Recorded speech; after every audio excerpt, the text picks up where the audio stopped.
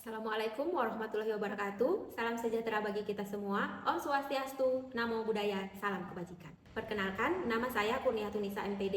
Saya merupakan salah satu dosen tetap di jurusan Pendidikan IPA Fakultas Matematika, Ilmu Pengetahuan Alam dan Kebumian, Universitas Negeri Manado. Pada kesempatan ini, izinkan saya memaparkan pernyataan diri dosen dalam unjuk kerja Tridharma Perguruan Tinggi pada bidang pengajaran, PDD UKT PT. Pemaparan ini merupakan salah satu dokumen persyaratan untuk mengikuti sertifikasi dosen pada tahun 2026. Adapun mata kuliah yang saya ampu adalah penilaian dan evaluasi pendidikan IPA. Dalam pelaksanaan pembelajaran, saya menerapkan prinsip DIA, Delivery, Interaction, dan Assessment. Mata kuliah penilaian dan evaluasi pendidikan IPA merupakan salah satu mata kuliah yang membekali mahasiswa dengan pengetahuan dan keterampilan dalam merancang, melaksanakan, serta mengevaluasi penilaian pembelajaran IPA. Materi dalam mata kuliah ini mencakup yang pertama ada konsep pengukuran, penilaian, asesmen, dan evaluasi. Kemudian yang kedua ada paradigma assessment of learning, assessment for learning, dan assessment as learning. Yang ketiga ada jenis-jenis penilaian. Yang keempat ada ranah penilaian yang meliputi kognitif, afektif, dan psikomotor. Yang kelima ada teknik dan instrumen penilaian, serta yang keenam ada analisis kualitas instrumen. Melalui mata kuliah ini, mahasiswa tidak hanya diharapkan memahami konsep penilaian, tetapi juga mampu menghasilkan instrumen penilaian yang valid, objektif, sistematis, praktis, dan sesuai dengan tujuan pembelajaran IPA. Capaian pembelajaran lulusan yang didukung oleh mata kuliah penilaian dan evaluasi pendidikan IPA meliputi dua capaian. Yang pertama, mahasiswa menguasai pengetahuan pedagogis dalam merancang, melaksanakan, dan mengevaluasi pembelajaran ilmu pengetahuan. Yang kedua, mahasiswa menunjukkan kemampuan untuk merancang, mengembangkan, dan mengevaluasi produk atau layanan edukatif berbasis konsep-konsep IPA secara inovatif melalui penerapan prinsip kewirausahaan dan pengujian efektivitas produk untuk mendukung peningkatan kualitas pembelajaran IPA. Capaian pembelajaran mata kuliah penilaian dan evaluasi pendidikan IPA terdiri atas 5 capaian. Yang pertama, mahasiswa mampu menjelaskan konsep dasar pengukuran, penilaian atau asesmen dan evaluasi pembelajaran, serta paradigma assessment of learning, assessment for learning, dan assessment as learning, berdasarkan prinsip-prinsip penilaian yang berlaku dalam pendidikan IPA. Kemudian, yang kedua, mahasiswa mampu menganalisis berbagai jenis penilaian dalam pembelajaran IPA, meliputi penilaian formatif, sumatif, diagnostik, penilaian acuan norma, penilaian acuan patokan, dan penilaian autentik, serta menentukan penggunaannya secara tepat dalam proses pembelajaran. Ketiga, mahasiswa mampu mengidentifikasi dan merancang penilaian pada ranah kognitif, afektif, dan psikomotor dengan memanfaatkan taksonomi Bloom sebagai dasar penyusunan indikator dan tujuan pembelajaran. Yang keempat, mahasiswa mampu mengembangkan berbagai teknik dan instrumen penilaian pembelajaran IPA berbasis tes dan non-tes seperti observasi, wawancara, penilaian diri, penilaian antar teman, portofolio, dan proyek secara sistematis dan sesuai dengan prinsip penilaian pendidikan. Dan yang kelima, mahasiswa mampu menganalisis kualitas instrumen melalui pengujian validitas, reliabilitas, daya beda, tingkat kesukaran, dan efektivitas pengecoh sehingga dapat menghasilkan instrumen penilaian yang berkualitas. Pembelajaran dilaksanakan secara tatap muka dengan menggunakan pendekatan pembelajaran yang berpusat pada mahasiswa. Adapun metode yang digunakan meliputi pembelajaran langsung, tanya jawab, diskusi kelompok, case study, presentasi, penugasan, dan pembelajaran berbasis proyek. Penilaian dalam mata kuliah penilaian dan evaluasi pendidikan IPA terdiri atas beberapa komponen. Yang pertama ada tugas yang memiliki bobot sebesar 10%, yang kedua ada kuis memiliki bobot 5%, ujian tengah semester memiliki bobot 15%, ujian akhir semester memiliki bobot 20%, serta project atau case method memiliki bobot sebesar 50%. Komponen ini memperoleh bobot terbesar karena mahasiswa diharapkan mampu menghasilkan produk berupa instrumen penilaian dalam pembelajaran IPA yang sistematis, kontekstual, dan dapat diterapkan. Total keseluruhan bobot penilaian adalah 100%. Bentuk penilaian indeks prestasi dinyatakan dalam kisaran nilai A dengan rentang 3,6 sampai 4, B 3 sampai 3,59, C 2 sampai 2,99, D 1 sampai 1,99, dan E dari 0 sampai 0,99.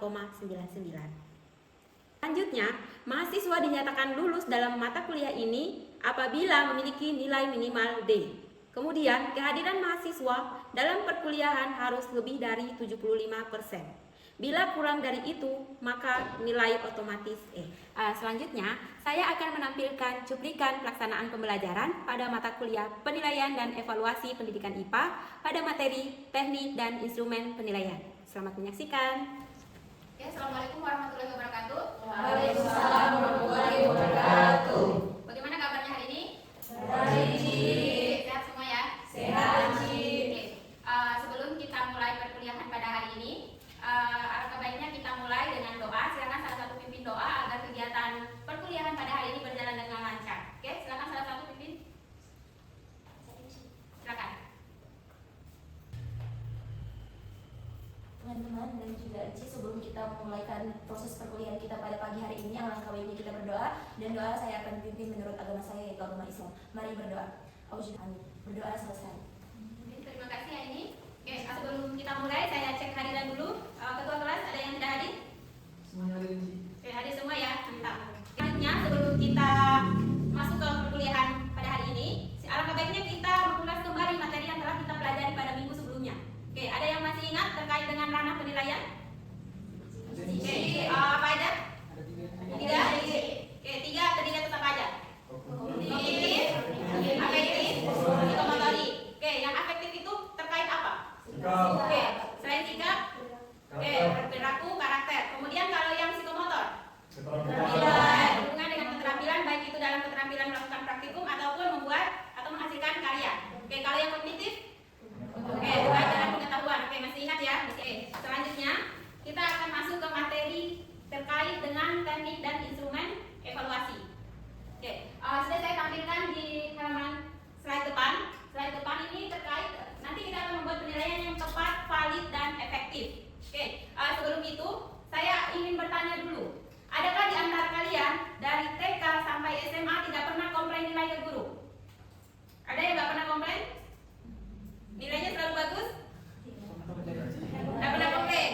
Pernah. Oke, kira-kira kenapa komplain? Tidak sesuai dengan Oke, nilai tidak sesuai dengan yang diharapkan. Oke, tidak sesuai dengan nilai teman.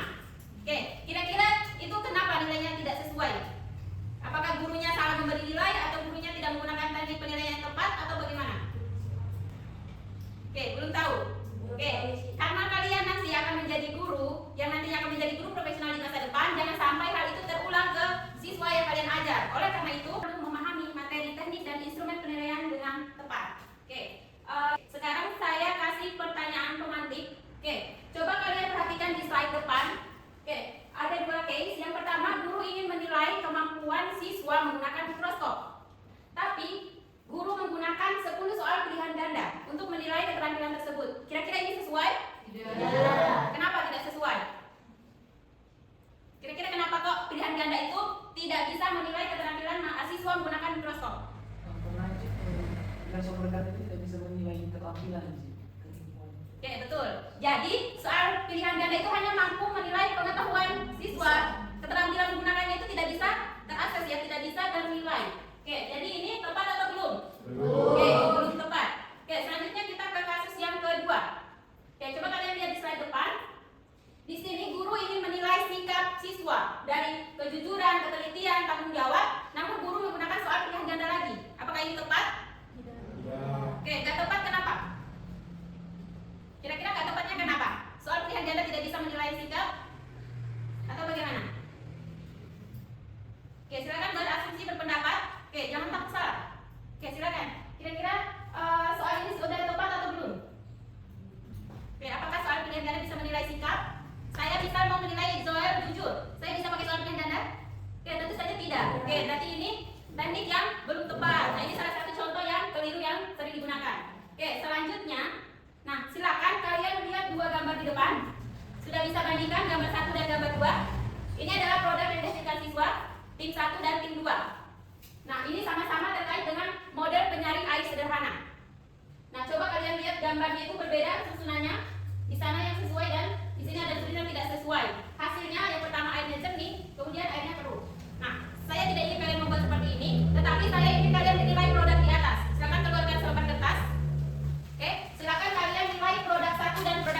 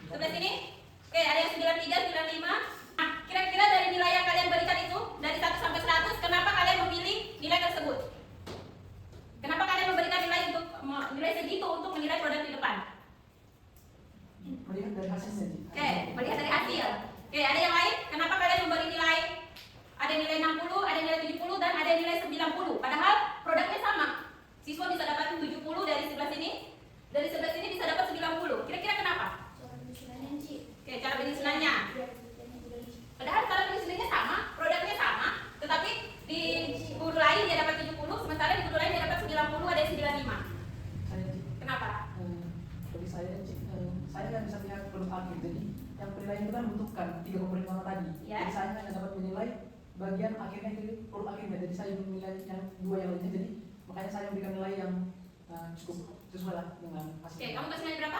Kalau 1 78 nih. 8? 8 78? 240. Oke, 78 dan 40. Oke, sangat berbeda dari yang kasih nilai 90 dan 95. Nah, yang ini saya tekankan di sini. Oke, ketika kalian jadi guru, ketika kalian hanya menggunakan rentang 1 sampai 100 untuk menilai produk tanpa rubrik yang jelas, tanpa pedoman yang jelas, maka itu tidak akan bisa menilai produk ini dengan tepat. Padahal, oke, instrumen itu kalau bagus, kalau tepat digunakan oleh guru 1, guru 2, guru 3, nilainya kan tidak akan beda jauh. Tidak akan ada yang dapat 40, tidak akan ada yang dapat 90 di produk yang sama. Oke, jadi itu yang ingin kita pelajari pada pagi hari ini. Oke, adapun tujuan pembelajaran, mengapa kita harus mempelajari materi ini? Oke, setelah mengikuti pembelajaran, mahasiswa diharapkan mampu. Yang pertama, menjelaskan pengertian teknik dan instrumen penilaian. Yang kedua, membedakan teknik penilaian, tes dan non-tes. Kemudian yang ketiga, menentukan instrumen yang sesuai dengan teknik dan ranah penilaian. Oke, yang tiga tadi. Kemudian yang keempat, menyusun contoh instrumen penilaian dalam pembelajaran IPA yang dilengkapi dengan pedoman penskoran atau rubrik. Nah, ini 4 ini yang harus kita kuasai untuk pertemuan hari ini. Sebelumnya saya ingin tanya dulu, ada yang sudah tahu apa itu teknik? Teknik? Oke, bedanya antara teknik dan instrumen. Kira-kira teknik itu apa, instrumen itu apa? Ada yang tahu? Oke, silakan. Jadi kalau prinsip teknik itu adalah cara untuk melakukan penilaian, sedangkan instrumen itu adalah alat untuk melakukan suatu penilaian. Oke, cara dan alat. Oke, contohnya apa? Caranya apa? Alatnya apa? Ada yang tahu? Cara dan alat. Oke, kita cari tahu sama-sama. Nah, di sini teknik adalah cara atau prosedur untuk memperoleh informasi mengenai proses dan hasil pembelajaran di kelas. Sementara kalau instrumen itu alat. Kalau tadi misal teknik itu tekniknya tes, kita mau berikan tes ke siswa. Berarti kalau alat untuk tes apa? Soal.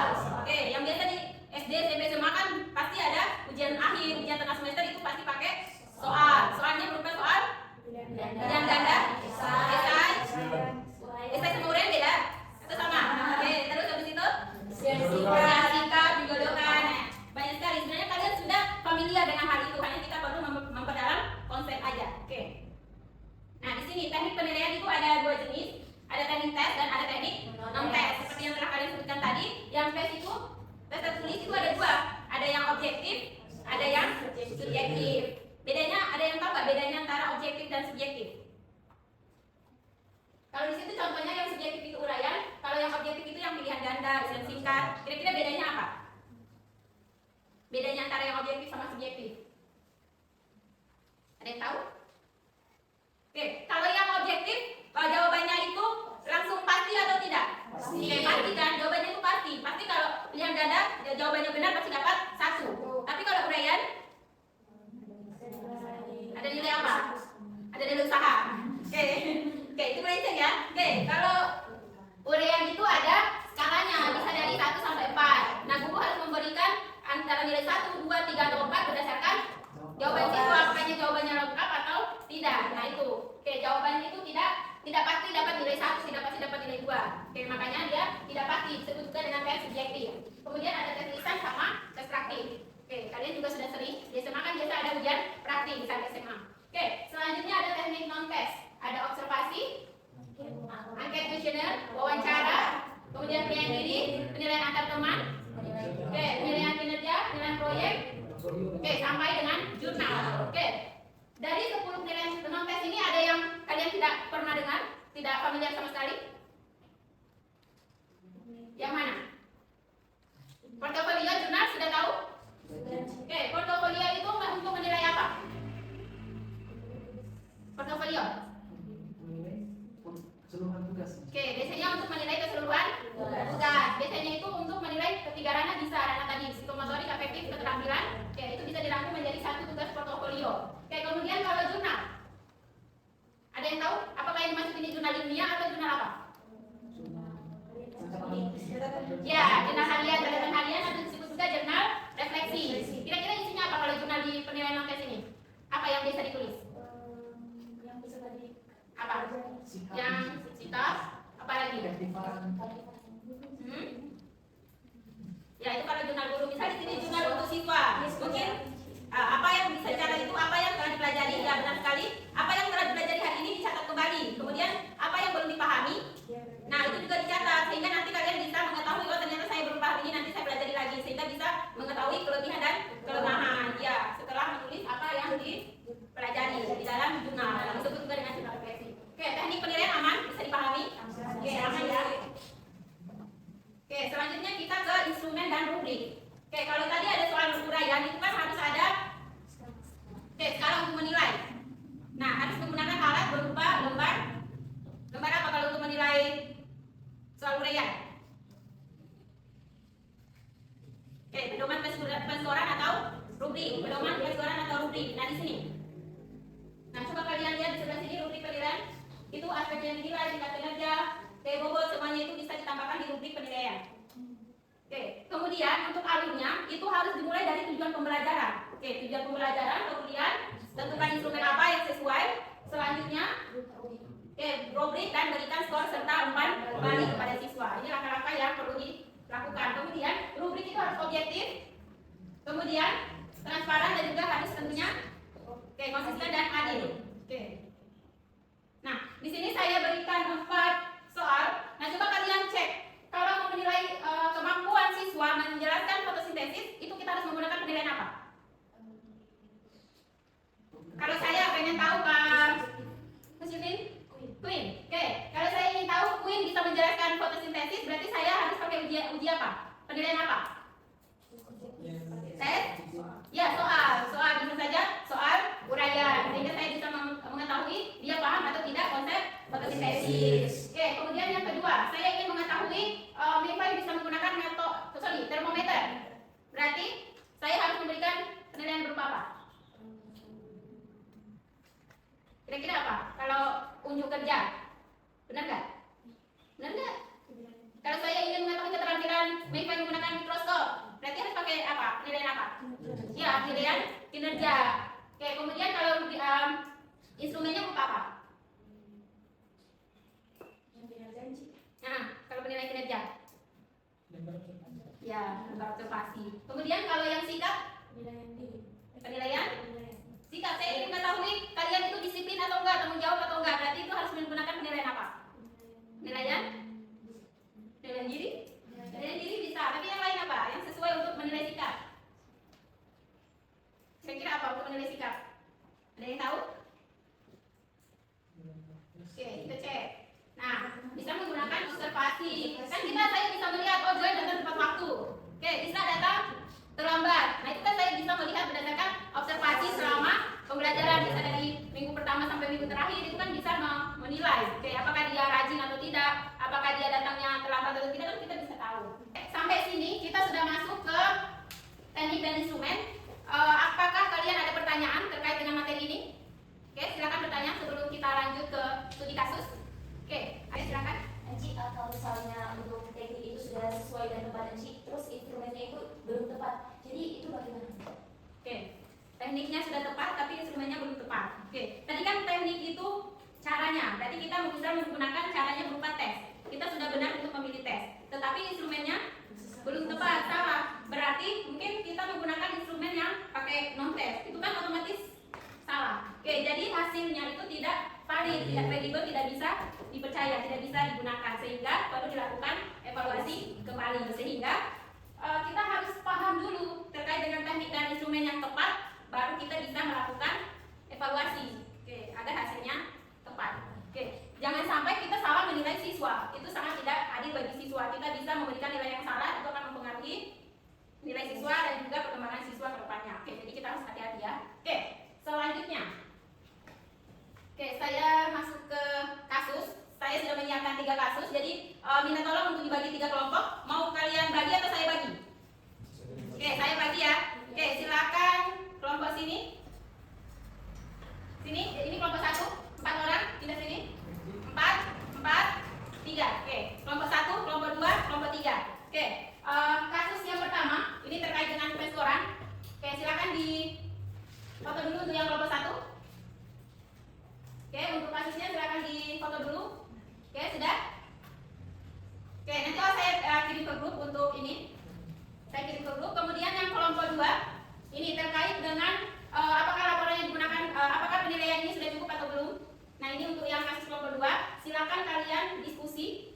kelompok. Kemudian studi kasus untuk yang kelompok 3 terkait dengan rubrik penilaian. Nah, silakan kalian nilai apakah rubrik ini sudah sesuai atau belum. Oke, saya beri waktu 5 menit. Oke, silakan kalian gabung jadi satu per kelompok. Saya beri waktu 5 menit. Setelah ini kalian perlu mempresentasikan hasil diskusi kalian. Oke, perwakilan kelompok aja. Oke, silakan. Waktunya tinggal 1 menit ya. Oke, 1 menit silakan selesaikan. Habis ini kita presentasi. Tiap kelompok maju ke depan. Oke. Mari, sudah siap? Oke, kalau sudah, sekarang waktunya kita presentasi. Silakan duduknya menghadap depan kembali. Oke, agar teman-teman bisa fokus memperhatikan teman lain yang presentasi. Oke, sudah? Kelompok 1 dulu atau kelompok 3 dulu? Oke, kelompok 1 dulu. Oke, silakan kelompok 1 saya berikan waktu dan tempat, dipersilakan. Oke, silakan. Ya. Baik, terima kasih atas kesempatan yang diberikan kepada kami kelompok 1. Kami akan mempresentasikan studi kasus yang kami dapatkan dan yang kami temukan solusinya bersama. Nah, di sini studi kasus yang pertama itu terkait penskolaran presentasi. Nah, di situ setelah kami mempelajari studi kasus itu, apakah guru dapat menjelaskan dan mempertanggungjawabkan perbedaan nilai secara objektif. Jadi setelah kami bahas bersama, kami menemukan bahwa guru akan kesulitan jika menjelaskan dan mempertanggungjawabkan perbedaan nilai 70, 75, dan 85 secara objektif. Penilaian tidak menggunakan rubrik atau kriteria penskolaran yang jelas, sehingga nilai kemungkinan hanya didasarkan pada kesan umum guru terhadap penampilan dari kelompok. Nah, beberapa masalah yang dapat muncul adalah pertama ada penilaian yang bersifat subjektif, kemudian nilai tidak konsisten antara kelompok, kemudian yang ketiga peserta tidak merasa diperlakukan secara adil, yang keempat guru sudah menjelaskan dasar pemberian nilai, kemudian yang kelima peserta didik tidak mengetahui kelebihan dan kekurangan presentasinya, yang keenam hasil penilaian sulit untuk dipertanggungjawabkan. Nah, yang ketujuh penilaian berpotensi dipengaruhi oleh kesan. Oke, terima kasih untuk kelompok 2 telah mempresentasikan hasil studi kasus. Oke, terkait dengan laporan saja tidak cukup untuk menilai keterampilan siswa ya. Oke, harus didukung dengan penilaian kinerja. Oke, selanjutnya untuk kelompok 3. Oke, terima kasih jawaban dari kelompok 1, 2, dan 3 itu sudah sangat lengkap. Oke, sudah menjawab kasus, sudah menjawab semua kasus yang diberikan. Oke, terkait dengan kasus kelompok 3 ini, oke, coba kalian perhatikan di slide di depan. Di situ ada tampilan produk dinilai sangat bagus, bagus, cukup bagus, kurang bagus. Nah, ketika saya memberikan produk, contohnya seperti ini. Oke, ini adalah produk, saya misalkan ini adalah produk karya mahasiswa. Apakah ini produknya kita nilai bagus, cukup bagus, atau kurang bagus? Oke, kira-kira bagaimana? Bisa jelas nggak kalian gunakan instrumen ini, rubrik ini? Oke, jadi kita nggak tahu ini produknya itu bagus, apakah kita kasih nilai 4, 3, 2, 1, kita tidak tahu. Karena kita tidak bisa menentukan apakah dia masuk kategori bagus, tidak bagus, kurang bagus, nah itu kan tidak jelas. Oke, sama dengan rubrik ini. Saya punya produk, saya tidak bisa kasih nilai 4, 3, 2, 1 karena rubriknya hanya bilang cukup bagus, padahal itu sangat tidak terukur ya.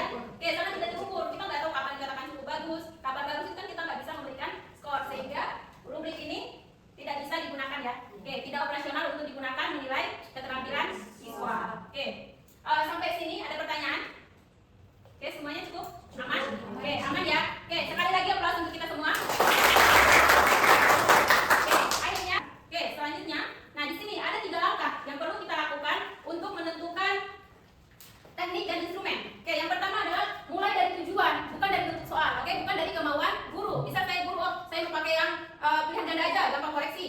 Kan nggak bisa seperti itu ya. Kita nggak bisa menyesuaikan itu dengan kemauan guru, tetapi sesuaikan dengan tujuan pembelajaran, tujuan apa yang ingin dievaluasi. Kalau kita mau evaluasi keterampilan, berarti kita harus menggunakan penilaian kinerja, harus pakai lembar observasi. Berawal dari tujuan, bukan dari bentuk soal. Selanjutnya setelah ada tujuan, kita tahu apa yang mau kita nilai, kita tentukan teknik. Tadi yang mau yang tes atau yang non tes, kan ada 2 tadi. Nah, setelah kita tahu mau tes atau non tes, baru kita buat instrumen yang ada indikator, bukti soal, rubrik, pedoman, semua itu baru ditentukan. Jadi berawal mulailah dari tujuan. Sampai sini materi teknik dan instrumen penilaian bisa dipahami? Selanjutnya kalau tidak ada pertanyaan, saya akan memberikan kuis. Silakan semuanya gunakan perangkat gadgetnya untuk mengakses barcode dan link yang saya berikan di depan. Silakan di scan barcode-nya. Ini adalah kuis. Kuis ya di background. Silakan semuanya akses lewat perangkatnya.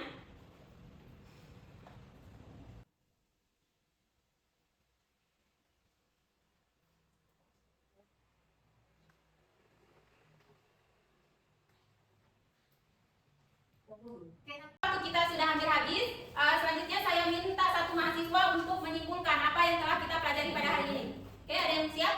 Oke, silakan Resti, silakan maju ke depan. Oke, silakan simpulkan apa yang kita pelajari dari awal sampai akhir.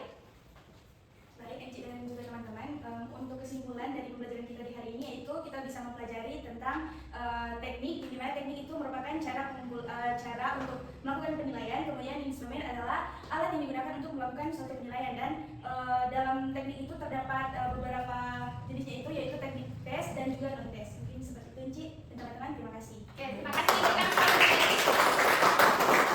Oke, sudah tepat sekali ya. Oke, teknik adalah cara, instrumen adalah alat untuk memperoleh nilai, dan tentunya harus didukung oleh rubrik atau pedoman yang jelas. Oke, agar menghasilkan nilai yang kredibel, yang dapat dipercaya.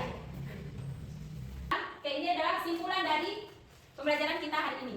Oke, jadi selanjutnya saya akan berikan tugas untuk minggu depan, karena minggu depan kita masih belajar terkait dengan teknik dan instrumen penilaian. Nah, tugasnya adalah saya akan buat satu instrumen dan rubrik untuk menilai produk dari tim project base. Seperti yang kalian nilai di awal, yang saya minta kalian tulis di kertas. Nah, itu kalian buat rubrik untuk menilai produk tadi. Buatlah rubrik yang operasional. Oke, individual ya. Oke, silakan buat sesuai dengan apa yang kalian pahami. Oke. Ada pertanyaan? Oke, cukup? Cukup ya. Oke, selanjutnya saya akan menutup kelas ini dengan quotes. Oke, guru profesional tidak sekedar memberikan angka, tetapi memilih teknik yang tepat, menggunakan instrumen yang jelas dan memastikan setiap nilai mencerminkan kemampuan peserta didik secara adil. Oke, jadilah guru yang profesional di masa depan. Oke, terima kasih. Saya minta satu orang mahasiswa untuk tutup dengan doa. Oke, karena tadi sudah dipimpin oleh Aini, saya minta suster minta tolong untuk pimpin. Silakan. Enci dan teman-teman, sebelum kita mengakhiri pembelajaran kita pada hari ini, kita tutup dengan doa, dan saya akan memimpin doa menurut ajaran agama Katolik. Terima kasih suster telah memimpin doa. Oke, saya akhiri pertemuan kita pada hari ini. Semoga apa yang kita pelajari bermanfaat. Saya akhiri. Assalamualaikum warahmatullahi wabarakatuh. Selamat siang, sampai jumpa minggu depan. Terima kasih. Demikianlah pemaparan saya mengenai pernyataan diri dosen dalam unjuk kerja Tridharma Perguruan Tinggi pada bidang pengajaran PDD UKT PT, khususnya dalam pelaksanaan pembelajaran pada mata kuliah penilaian dan evaluasi pendidikan IPA dengan materi, teknik, dan instrumen penilaian. Terima kasih. Wassalamualaikum warahmatullahi wabarakatuh. Salam sejahtera bagi kita semua. Om Swastiastu, Namo Buddhaya, salam kebajikan.